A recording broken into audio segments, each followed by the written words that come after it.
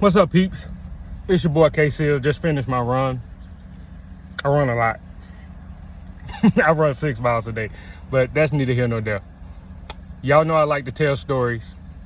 I got one real quick in reference to the Baylor Gonzaga game last night. So some of you who know me personally know that I have a son that plays college ball. Runs the point for Toccoa Falls in Georgia. And we started him, he's always gravitated to basketball.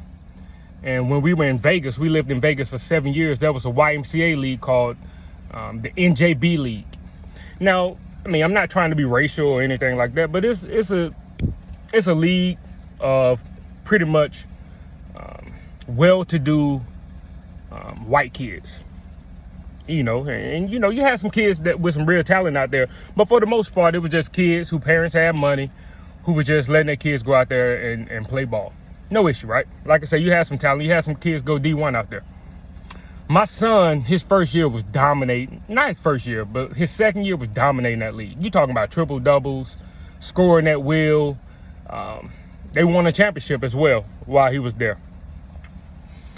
My wife taught at Andre Agassi Preparatory Academy, and there was a league across the street. I forget what the name of the gym is, but a lot of it was in the hood, and a lot of kids was in this league. So my son was dominating NJB. I was like, you know what, if we're gonna take this thing seriously, we have to see what you do against real competition. We took him to the hood, and his first few games, he was just like, these kids are too fast. they too good. They're too fast. They're too aggressive. And it almost intimidated my son. Eventually, that second year, that summer we worked hard. And that second year, he was holding his own. Third year, he was doing his thing. But it was the shock of that first year, and I knew it. It was even more of a shock than I expected. Him going to that league, but I knew that would be a shock. That's what happened to Gonzaga last night. Gonzaga had never seen that. That was like they never seen what Baylor had. Baylor guards are aggressive, skilled, athletic, good defense, fast. It was just too much, and it overwhelmed everybody, but including Suggs. But he's the one that got his rhythm eventually.